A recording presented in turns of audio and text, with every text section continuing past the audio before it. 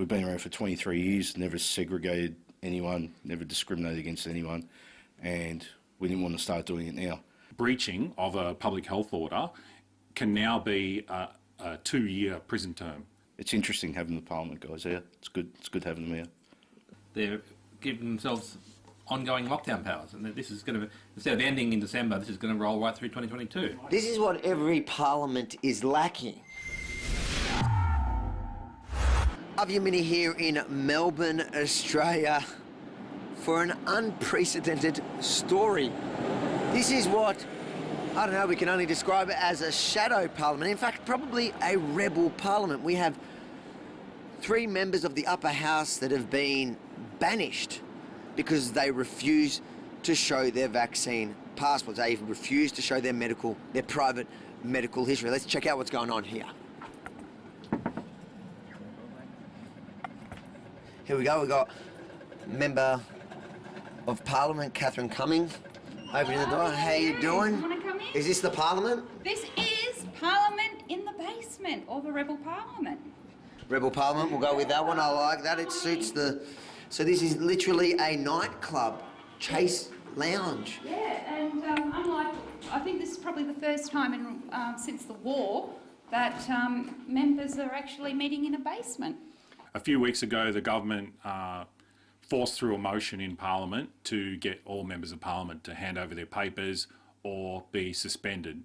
They followed through with that. They suspended 4 members of Parliament from the upper house and 1 from the lower house. And so we're in a situation where we need somewhere to work. We can take part in Parliament remotely, and that's what we've set up here.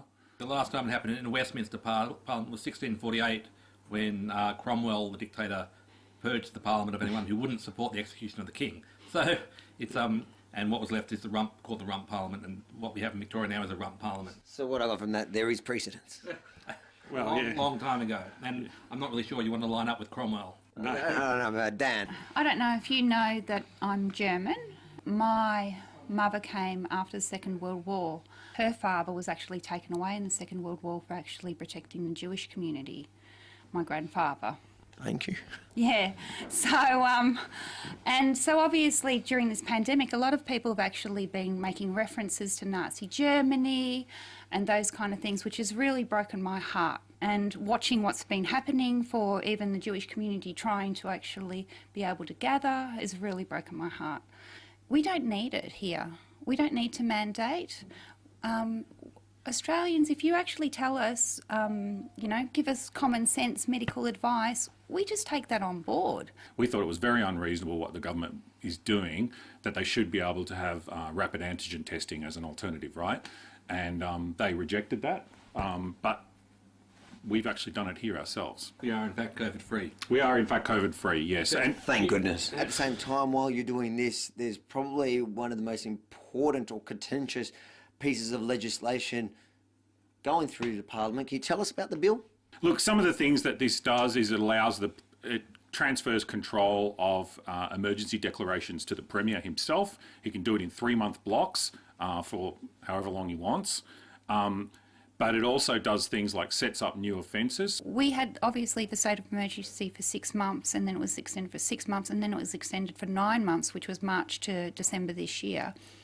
And we thought, well, the extensions would mean that we're actually going through the pandemic and that would be it.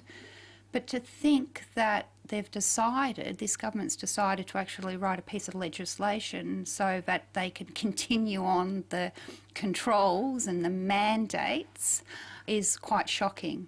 When the state of emergency was declared and I went through what it meant, I messaged some, friends in the mainstream media that, you'd be surprised I have friends and they're in the mainstream media, but there are actually some good people in there. And I messaged him and I said, am I reading this right? Like, cops can essentially come into my house and without a warrant. And he goes, yeah, but the qualifier is that there's a max 6 months, it was predetermined in peacetime to protect the population from a potentially rogue government, that this power is only very limited. There was outrage every time that got extended. I don't know what it is going to be in December. That 6 months is 21 months. But what it seems to me as an outsider looking at what's being proposed here, it's It's not an extension of that. It's worse. It's worse. It's permanent. So they can bring up these 3-month extensions whenever they like. Basically, it's up to the Premier. So I mean, it's pretty scary stuff what they're coming up with, especially when we've seen how the powers have been used in the past. Now they're saying, oh, we've got extra transparency now. We're going to start releasing the public health advice and the human rights assessments. There's nothing stopping them doing that now. And that's what I've been asking for the last year. Tim and I have both been going on, like especially the human rights issues. I know that you've witnessed a lot of it at the protests and stuff, the way they just go straight over the top on a lot of these things. Absolutely horrific. And the idea of these powers being used responsibly, we just don't buy it. We're getting COVID under control, and we've learnt a lot more about how to treat people. We've got the vaccines have rolled out. There is no need for this legislation at this time. Is there any offence related to COVID that you would agree deserves a 2-year jail term? No. You wouldn't think so. Maybe someone deliberately infecting old people who were unvaccinated.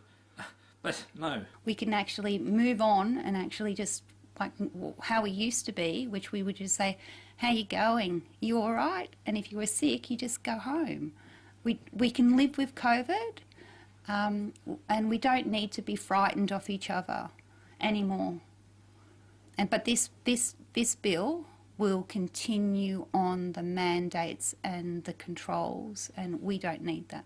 Those laws are going to be there forever, and they're going to be used by every future government, and we just can't let that power just be in the hands of, who knows in the future, right? What do you mean in the future? I feel like there's a tyrant there now. I'm talking about next week, but But you make a good point, because I'm embarrassed, because I'm somebody that was very, very vocal about my support on certain counter-terrorism legislation, which today we see being abused against these so-called anti-maskers or these anti-lockdown groups.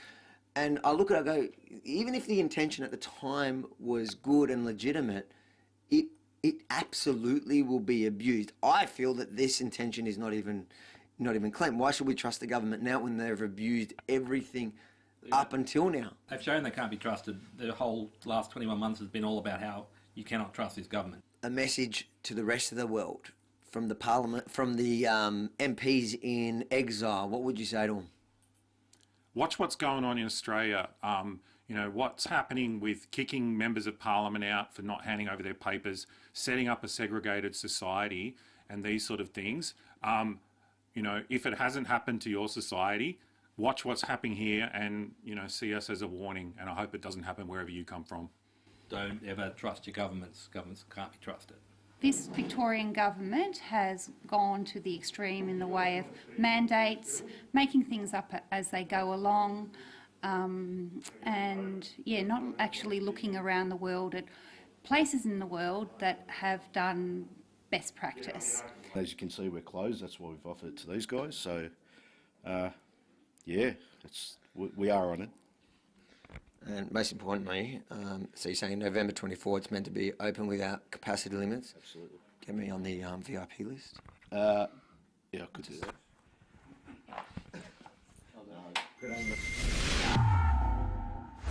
Parliament in exile is what we've been calling it, or some people have called it. What did you say? Oh, the pirate parliament?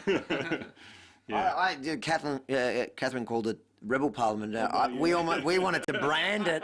We were selling T-shirts already. Yeah. I'm going to ask that question again. What is this Parliament? It's been referred to as a rebel base. Rebel base. Yeah. Love it.